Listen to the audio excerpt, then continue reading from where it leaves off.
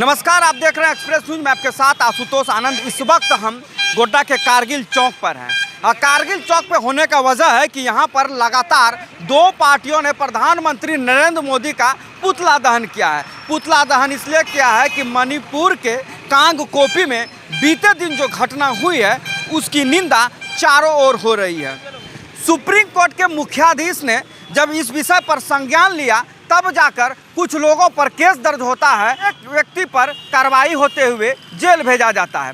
लेकिन तमाम पार्टियों का सवाल यह है कि जब 1 से 1.5 महीने हो गए हैं तो आखिर इतना विलंब क्यों हुआ, सुप्रीम कोर्ट को इस पर हस्तक्षेप क्यों करना पड़ा। तमाम सवाल हैं, जवाब किसी के पास नहीं है, जिसको लेकर आज गोड्डा जिला के कारगिल चौक पर कांग्रेस और जेएमएम ने पुतला दहन किया और इस विषय पर रोष जताया। लगातार भारतीय जनता पार्टी सरकार झूठे वादे कर जनता को बरगलाने का तो काम कर ही रही है। महिलाओं के विकास का जाप तो जप ही रही है, लेकिन भारतीय जनता पार्टी की जहां केंद्र में सरकार के साथ साथ राज्य के मणिपुर में जिनकी सरकार है, वहां पर दो महिलाओं के साथ निर्वस्त्र कर उन्हें सड़क पर घुमाया जाता है।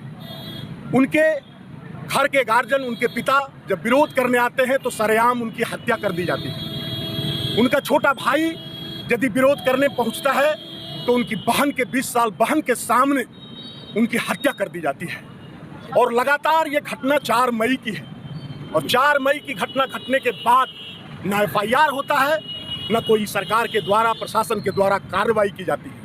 ये तो दैवयोग कहिए कि 2 महीने के बाद जब सोशल मीडिया पर कहीं ये वीडियो वायरल हुआ और जब हमारे चीफ जस्टिस साहब ने संज्ञान लिया, उसके बाद 77 दिनों के बाद FIR लॉन्च होती है और अब तक जबकि सारे दोषियों का चेहरा सामने आ चुका है, उसके बावजूद महज एक दोषी को मात्र गिरफ्तार अभी तक किया जा चुका है। तो बताइए, ये देश पूरा आज 140 करोड़ जनता आक्रोशित है कि जिस बीजेपी सरकार के राज्य में जहां वो दावा धरती है कि हम डबल इंजन की सरकार राज्य और केंद्र में जहां बनाते हैं वहां विकास हमारा डबल गति के तरफ से बढ़ता है, लेकिन अनैतिकता का एक से एक उदाहरण देश में पेश आ रहा है।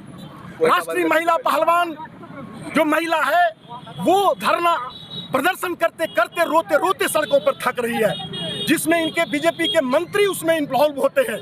सरकार का कानून कहता है, संविधान कहता है कि महज एक महिला का आरोप ही उनके गिरफ्तारी के लिए काफी होता है, लेकिन आज वो खुलेआम घूम करके खाना पूर्ति कर उन पर भी 6 महीने के बाद लगातार 2 राज्यों में इस तरह से घटना निकलकर सामने आई। एक राज्य में मूत्र विसर्जन हो गया, दूसरे राज्यों में आप देख रहे हैं कि इस तरह। तो क्या बीजेपी पार्टी पर सवाल उठती है या ऐसे लोगों के मानसिकता पर सवाल उठती है?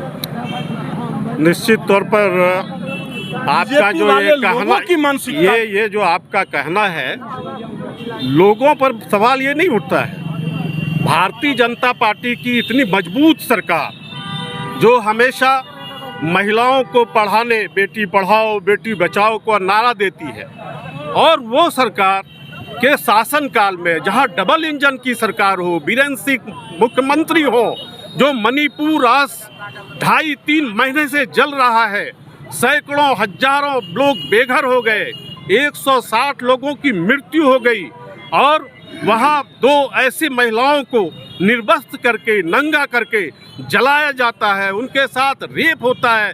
इससे दर्दनाक घटना कुछ नहीं हो सकती। ये भारतीय जनता पार्टी का चेहरा और चरित्र इससे उजागर होता है। प्रधानमंत्री जी अपनी सरकार बनाने में लगे रहते हैं, जोड़ तोड़ की राजनीति करने में लगे रहते हैं, विदेश घूमने से उनको फुर्सत नहीं है, लेकिन इतने दिनों के अंदर कभी वो मणिपुर नहीं गए, मणिपुर के सवालों पर कुछ नहीं बोले। देखिए, भारतीय जनता पार्टी की जो असली चेहरा है वो सामने आ रही है। पिछले दिनों आदिवासी के साथ जो अन्याय किया था आपके आदिवासी मध्य प्रदेश में, वो जगजाहिर है।